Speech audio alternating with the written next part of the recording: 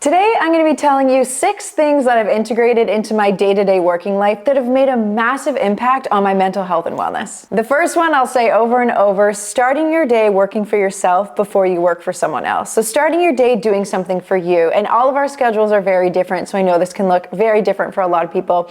Sometimes for me, it looks like getting up early, going to the gym, getting my body moving. Sometimes it just means having a slow morning, sipping my favorite cup of coffee while I'm, on a little walk outside or looking out the window or doing extra skincare, but something that is going to serve you so your day starts for you before the chaos of the day begins. And once I integrated this into my daily habits, I tried to not do it to see if I actually noticed a difference or if I was just, placebo effect.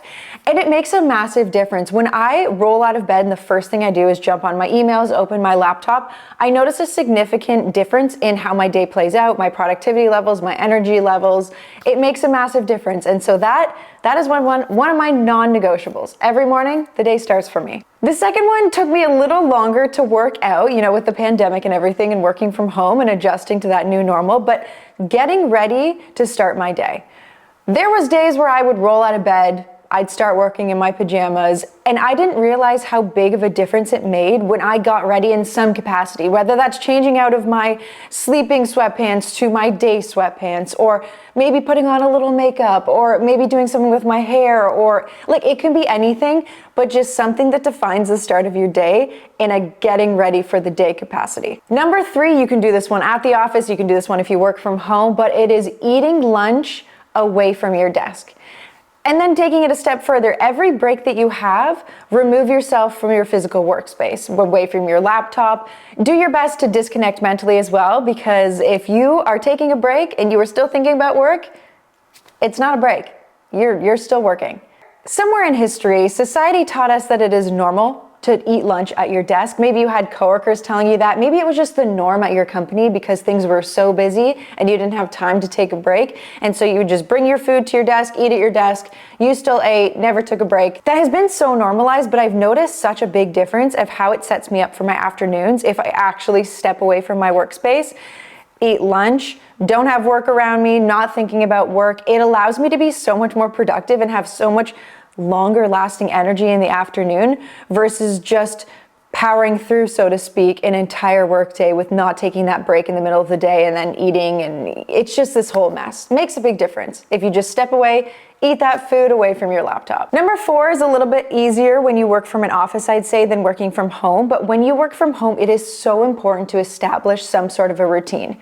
So keeping as much as you can to your regular work hours and not allowing those hours to creep into your personal life, because that boundary between home life and work life, because it exists in the same space, can get a little more blurred. So having some sort of a routine, and that can start well beyond your work hours too. Sometimes, that starts with doing something for yourself for the day, getting ready, maybe making your favorite beverage, maybe your first thing you do. The first thing I do is I like to look at what my day has ahead of me and create a task list of broken out pieces so I have a clear plan for the day, and then it's coffee. Those sorts of things create your routine to set you up for success during the day. And so I would say establish a routine as much as possible because it removes so much of the thinking. I find every single day of what am I going to do first?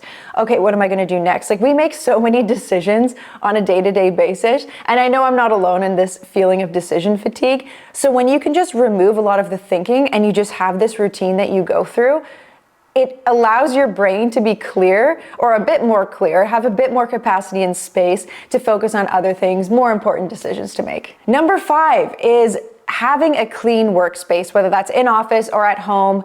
Clutter office equals clutter mind, and I will die on that hill. And when I have a clean workspace, it just allows me to be so much more productive and also takes things off my to-do list. When I'm creating a clean workspace, that starts the day before. I'm never leaving my workspace dirty or, dishes left on it, because then in the morning I'm just leaving dishes and mess and stuff for myself. So now that breaks up my routine in the morning of I have to clean this workspace.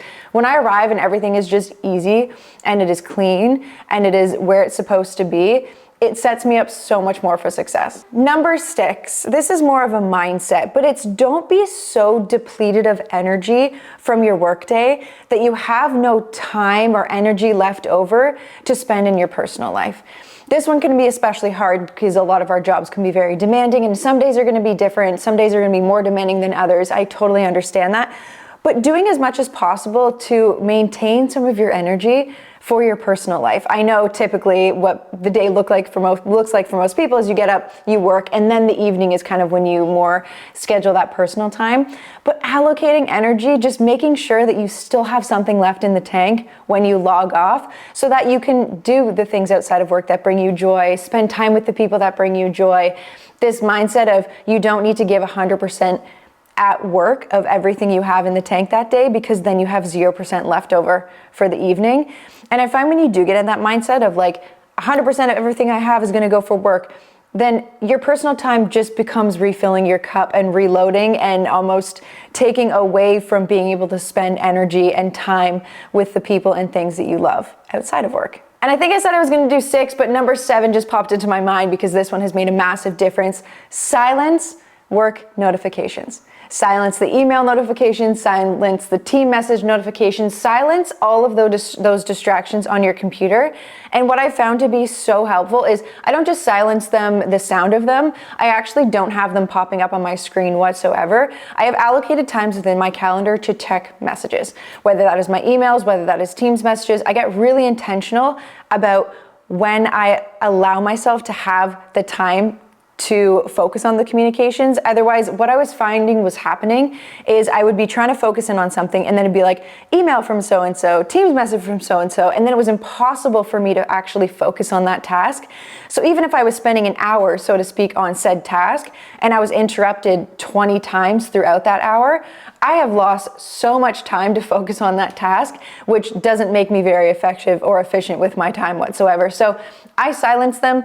I set a cadence in my calendar to check them regularly enough that if anything, corporately urgent came up, I'd be able to see it and address it in time, but not enough that it allows me to constantly be distracted from what I'm focusing on.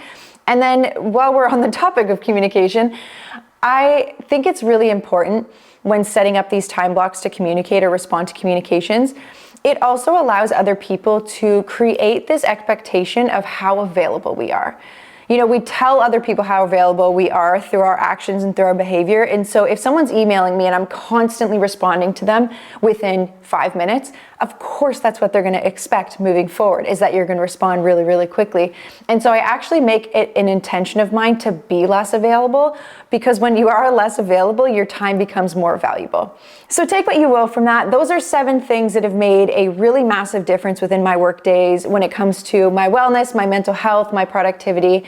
And if there's anything that has helped you and you would like to share, please drop it in the comments because I'd love to read that. Thank you for being here, work besties, as always, and toodaloo for now.